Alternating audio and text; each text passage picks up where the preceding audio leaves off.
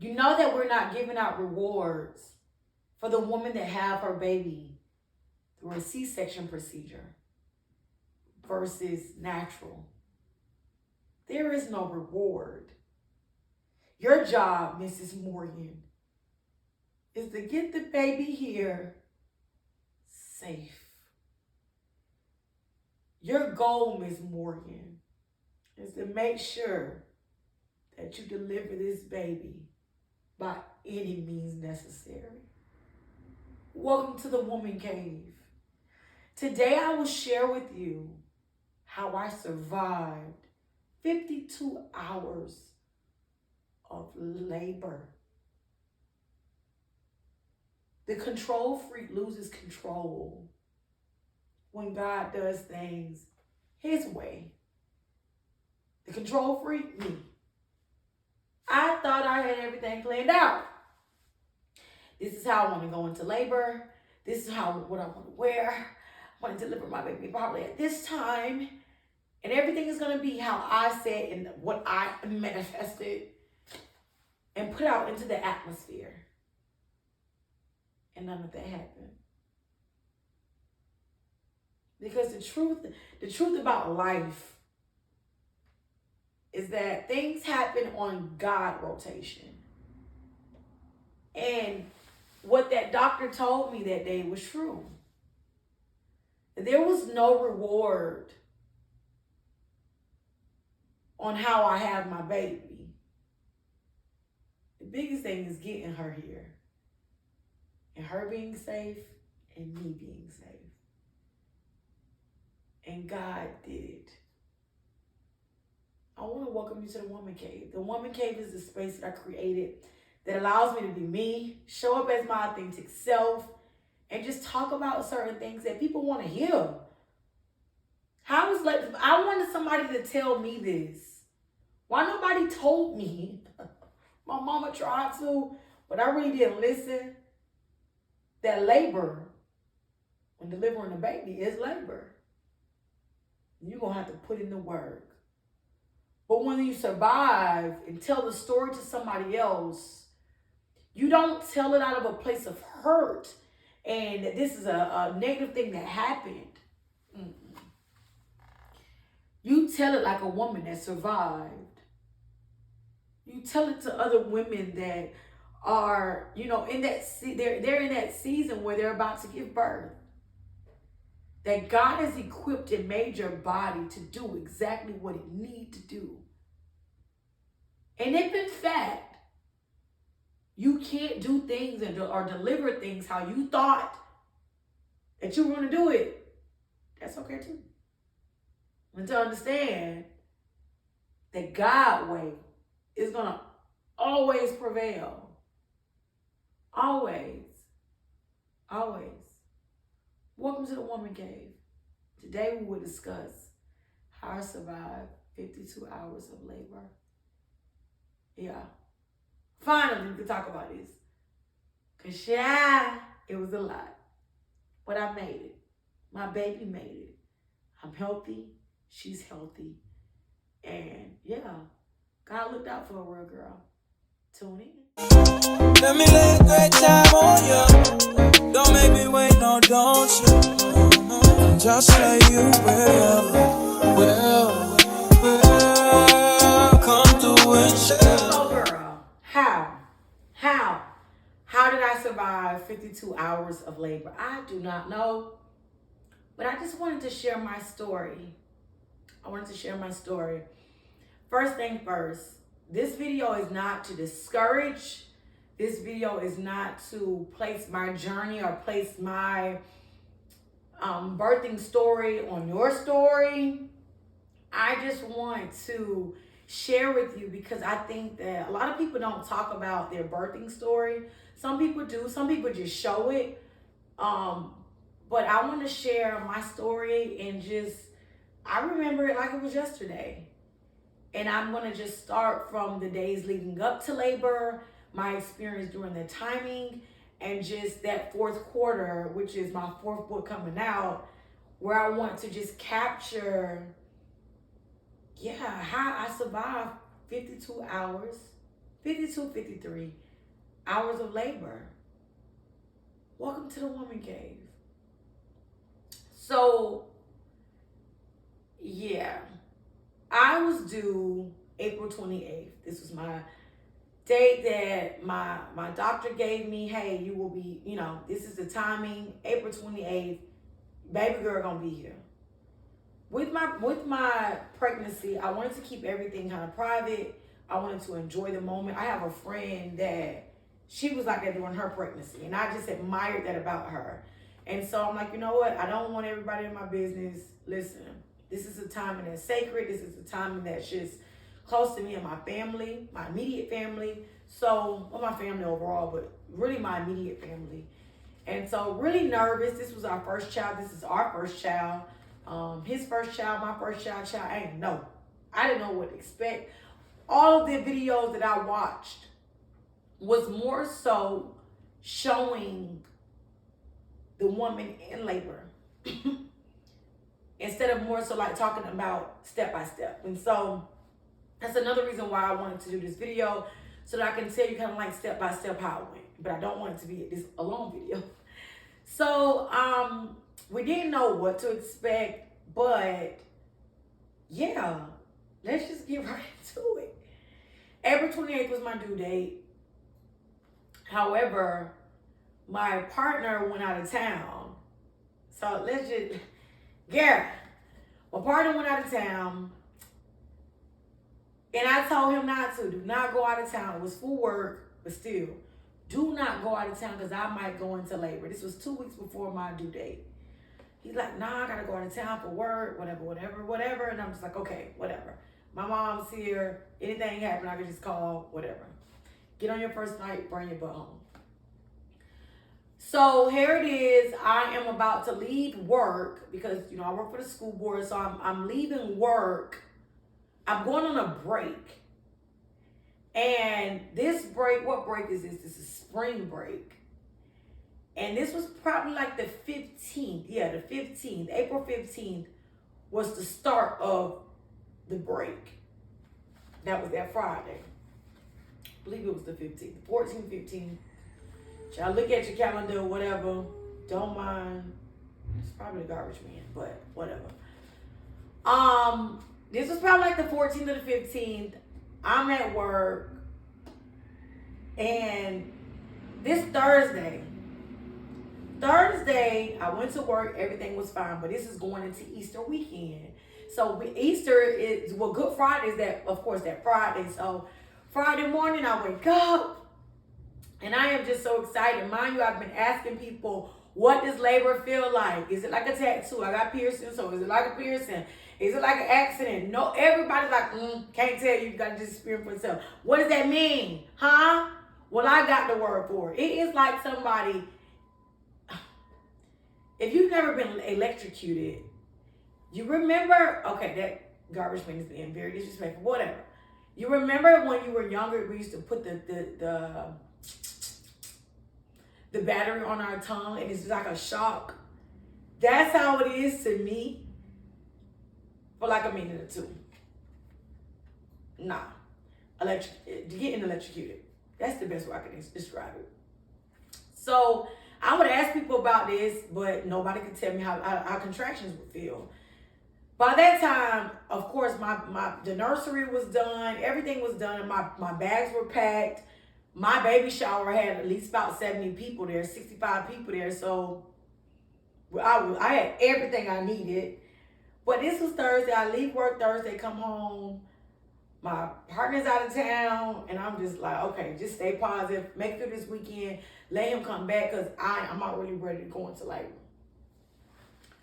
Friday gets here. Okay, this is the start of it, even though it's like 10 minutes into the video. Just pay attention. Friday gets here, and the main thing one of my colleagues said with his wife was that just make sure you get something to eat because they don't let you really eat, especially if you got medicine and all that and you don't know what they really expect when you're about to have a baby. Even though you want to go natural, you want to do all of this stuff and not to be negative, but you just want to ask God to give you an open mind because you don't know.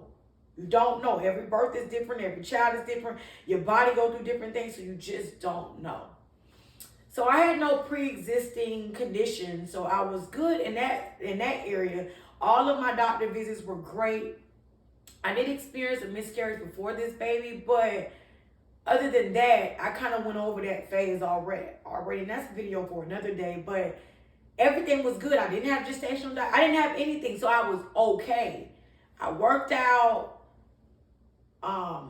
I ate healthy for the most part towards the end, because baby girl, I was eating oxtails every day, and my baby was huge. So yeah. So Friday, here it is. I wake up and I go to the bathroom and I'm bleeding. What? I'm like, oh gosh. Thursday I had a doctor's appointment. I'm thinking she probably went up too far to try to check how many centimeters I was dilated. But girl, yeah. And so Friday was day one. Friday was day one where I called my doctor, my OB, and she says, are you bleeding? Yeah, okay, I think you need to go in. So the women's doctor that I went to, they didn't deliver babies, so I would have to go to the hospital that was nearby in Fayetteville, which is supposed to be a nice area in this, Atlanta area. So, oh, sorry about that, but whatever. So Friday, I go in, I go get me something to eat, me and my mom, I go get something to eat, and I go in and I haven't dilated at all. I'm having not really contractions. I feel like a weight, but I'm good. So she said, listen, you're not having contractions. Yeah, you're bleeding, but you're only 1 centimeter dilated. And I'm like, 1 centimeter high? I was 1 centimeter last week. You're 1 centimeter dilated. I had already tried, I didn't try the tea, but I did eggplant parmesan. I walked. I did everything that they say do on the internet. Let's keep it that way. And it didn't work. And so I was only 1 centimeter dilated. That was Friday. Left the hospital. Me and my mom was like, okay. I did not know what contractions felt like, but when I went home, they started. One thing that I had not put together yet, well, my boyfriend had not put together yet, was my rocking chair. So Friday, here it is. I go home, and I'm feeling okay for the most part. I download the contraction app, and oh my God, they started. So I go back again. I go back again that same Friday. I go back again. I tell the hospital, listen, the contractions done started. They every 10 minutes. I gotta go. I need you all to do something about this. No, ma'am, you only 1 centimeter dilated. You gotta go back home, and I want you to come back when you're 3 to 5 centimeters dilated. Because they told me that the contraction started and it was about every 10 minutes to come back. Well, I went back and it was still, they said no. So I go back home. This is still Friday. And that night, my contraction started every 5 to 8 minutes. 5 to 8 minutes. So I am literally dropping to the floor every contraction. Got the app. Every contraction, I'm dropping to the floor. They're lasting for about a minute. It's me and my mom. My boyfriend's still out of town. I'm telling him, listen, bring your behind home. Come home. My water haven't broke, but I am in labor. This is active labor. I am in labor. Girl, them contractions started. The contractions started. Now, Friday night, I never went to sleep because it was that bad. I was waking up.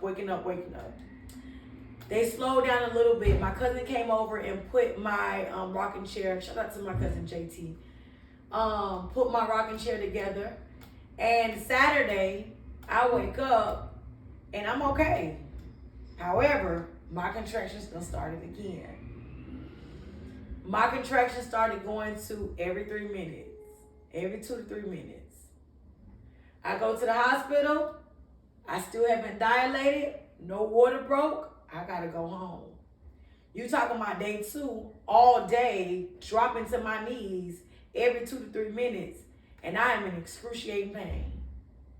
Well, they say I can't come because, yeah, I'm getting pissed off now. But they say I couldn't come because water not broke and I'm not dilated.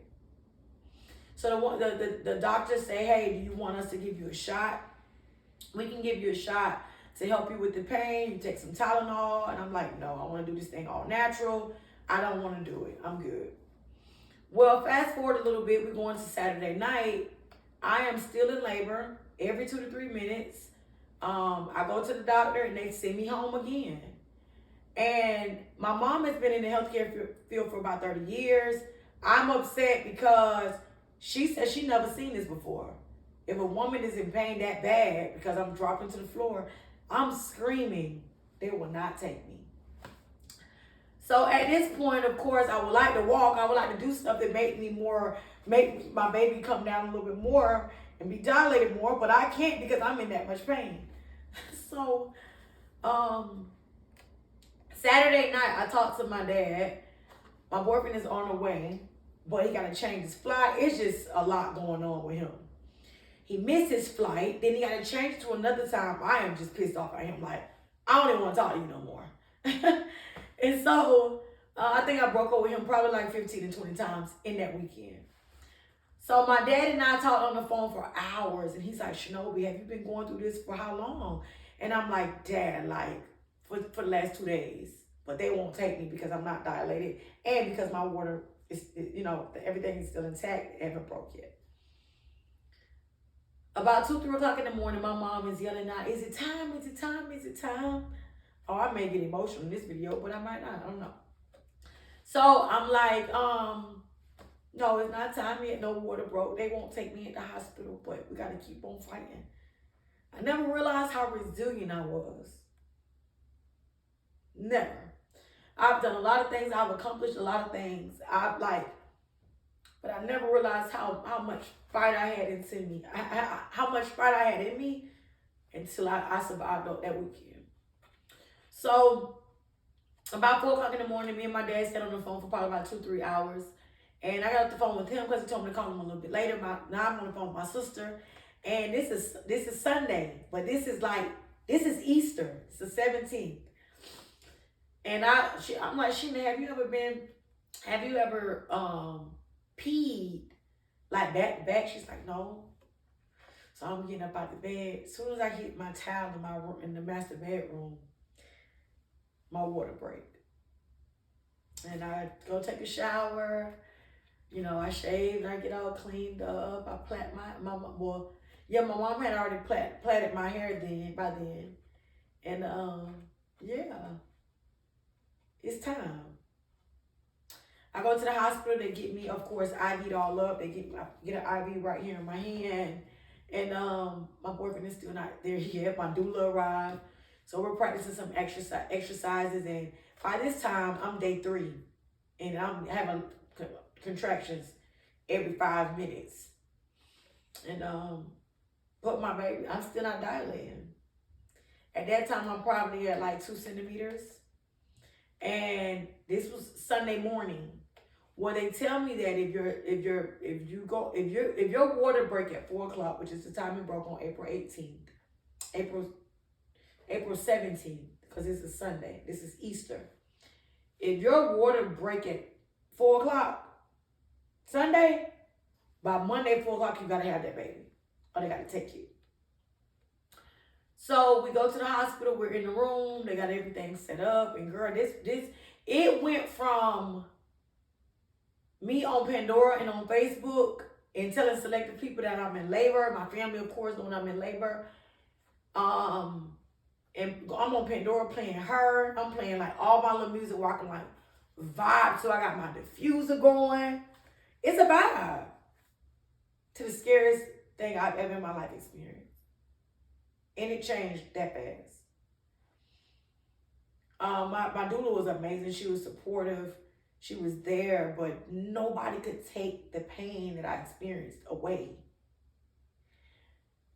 At that time, it was probably about 9 o'clock. My boyfriend had got a flight where he arrived on time. Thank God. Because I was probably going to dump him again. I think I did probably dump him out like 10 more times. And when he got there, he was expecting to see a baby. Everybody kept calling me, and I just got so irritated with that. And yeah. No baby. No baby. I told myself I don't want no medicine. I'm gonna do it natural. I want to breastfeed. and all of that. But before I left, my friend told me, shout out to my friend again, I might have put the reference a lot in this video, but she packed my bags for me and she told me, Shinobi, pack some extra stuff too, because you never know how you're going to have this birth. She had a C-section. So I thought, of course, it wasn't being negative, but maybe she's trying to place her experience on me. And it was never that. She was talking to me out of love. And so, time going by. It's 4, 5 o'clock in the morning. Now it's 9. My boyfriend arrived. We're doing these exercises. And them contractions coming. On the monitor, my contractions were at 100%. At 100%.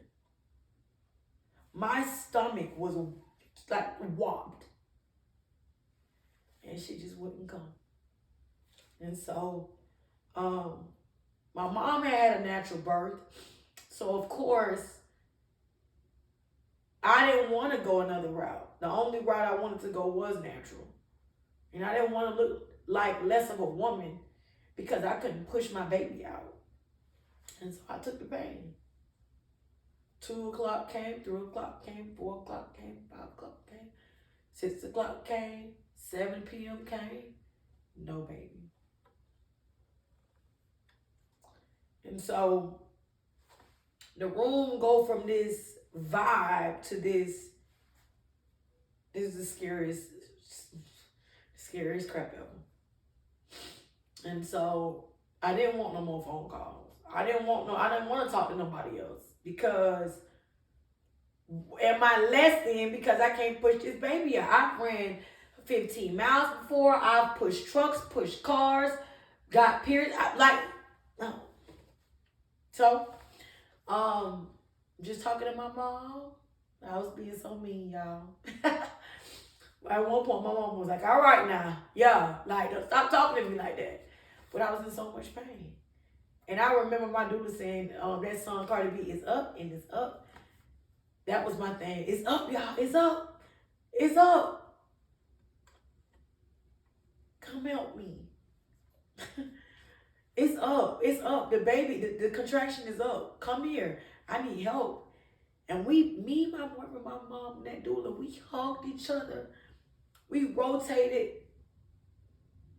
But God was looking out for me the entire way.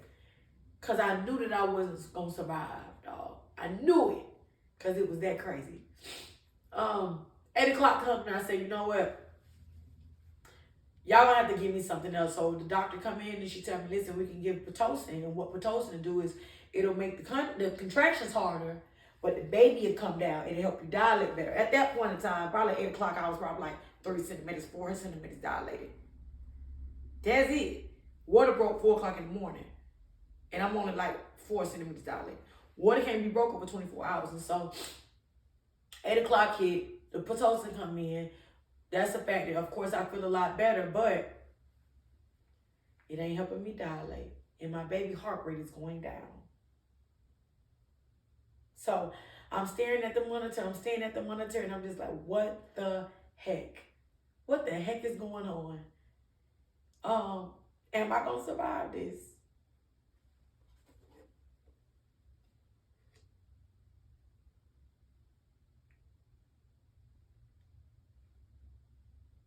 My family was praying for me.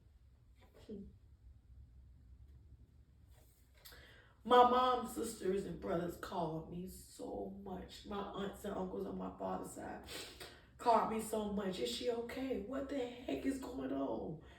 Why ain't no baby yet? And of course, for me, it put more pressure on me because it was like, am I not enough? Am I not good enough? And I knew it was a beautiful experience. But while I was crying and overwhelmed, other people were celebrating because they knew a baby was coming. And so, Pitocin wore off. That's over with. Once they give you the Pitocin, they can give you 3 doses of this pain relief that can help with the Pitocin because the Pitocin gonna make the contractions go to the next level. But it's supposed to force the baby to go down. But it didn't happen like that. I wouldn't dilate. And so After some time, this probably like about 10 o'clock, 10 p.m. A nurse came in there and she said, no, not at that time. Then I go into getting the epidural. The epidural was really for me, as far as with pain and to help me sleep. It wasn't for the baby, to help the baby. Because they said it would help with the contractions and push the baby down the birthing canal. But it wasn't. It was for me because I was in that much pain. But they were so surprised. Like, how can you go that many hours from 4 o'clock to 5 o'clock? Not even from Friday to 8 o'clock Sunday night with no medicine. And I felt like a hero. But it wasn't about me doing things in my own strength. It was about allowing God to do his thing and his plans. And I remember what my friend told me that I didn't know. And so, boom, we had the epidural, and the epidural, okay, I'm gonna tidy it up. The epidural, of course, it's this long needle that they shoot in your spine.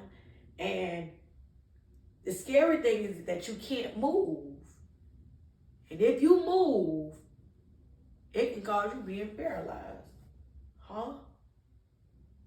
Well, what they don't tell you is that while you're doing the epidural, you can have a contraction. And that's what happened. To God be the glory that I'm not paralyzed. Because my contraction came while that needle was in my back. So I have the epidural, and it's about 12 o'clock, 1 o'clock. Don't work. Still no baby. Still ain't dilating. Well, during COVID, you can't walk around the halls. So I'm just trying to be positive. Looking at my boyfriend like, what the heck? At that point, I really start crying out to God and telling him, I'm tired. My body is tired. It's been going on since Friday. But I survived it. It was to the point where my boyfriend, my daughter, and my mom, they would have to take walks. They had to leave because it was just the room shift. Because it went from this positive vibe to ain't nothing funny. And so now here we are Sunday mornings, probably about 5 o'clock, 6 o'clock. Epidural done roll off. And no baby. 6 o'clock. No baby. So what happened at that point in time was the birthing canal had swollen up that bad because it was so much pressure. I'm continuously digging up there to try to see how many centimeters am I dilated. My baby, there was no way my baby was coming down. So now the option is, what they can do is they can insert something that can bring the swelling down and see if the baby will come that way. Well, is that a guarantee? No. Now I'm and now I can get a fungus. I mean, not a fungus, an infection. It's so dry in there now because while I'm walking around doing all these exercises, doing all this stuff, fluid is just dropping out. What now is a dry birth, which can lead to so much other stuff. And so, yeah, girl, listen. My baby was still going. Her heart was still beating. Resilient. Just like her mama. And so here it is about 10 o'clock. And a nurse came in, this black nurse. And she said her name was Rihanna. She did hurt my hand. Well, she did my IV, but main thing is this. Because she came back the next day. She did the 7th, but she came back the next day. She was there. She said, Shanobi, you survived all that time with no medicine? I said, yeah. She said, can I tell you something? She said, you know you don't get a reward for having your baby natural versus doing a C-section, right? The main thing is getting the baby here. And when she said that, I took the pressure off of myself. I allowed myself to just be me. I allowed myself to let go. There was no more control. There was no more saying, God, do it, but then you lying because you're really trying to do it yourself. They dressed me up. They suited and booted me up. And I had that darn baby. And she came out looking and sucking her lip, looking for me. And so, of course, after that, them getting me dressed up and all of that, and I sat in the hospital for about 4 days, which was a painful experience. And I go, nah, it wasn't really too painful, but yeah, it was a lot. Then you come home, and now it's fourth quarter. And now is a time where you want to breastfeed, but you got to recover from a C-section. I'm standing like this. This is my head, my body, and all this, and these my legs. And I can't walk. And I got stairs this big house. I can't walk up and down the stairs. But I survived it. Welcome to the Woman Cave. And I tell my story because, you know, being a control freak and being this person that tried to everything is perfect. That day, nothing went how I thought it would go. Everything went according to God's plan. And though it was painful, and though I cried, and though I was overwhelmed, I made it. My baby made it. We made it out safe. And so, yeah. For a long time, I was just so mad. Like, why did I have to be in labor for 3 days? This was unheard of. But I believe I went in labor all those hours and those days to share the story to a woman that's looking forward to being a mom, to know that, no, it's not a horror story. It is a story that shows you how dope you are as a woman and the things that you can survive. It shows you, like, not to be afraid. You know, you'd be surprised how many things I go through now where it's like, I had a baby. I was in labor for 3 days. This little crap was going on. I survived it. It taught me how to be a warrior. It taught me patience. It taught me that I'm resilient. It taught me that I'm strong. But the main thing it taught me is to always depend on God. Because when I fall short, He's going to be my strength forever. Welcome to the Woman Cave. This video is not to discourage you, girl. This video is to let you know that everything that you need when you walk into that labor room, that delivery room, God has already equipped your body with it. And that's just not for labor. That's any labor, not just for a baby. That's any labor. God has given you everything that you need to deliver what He's placed inside of you. Peace out. Thank you for tuning in. This is The Woman.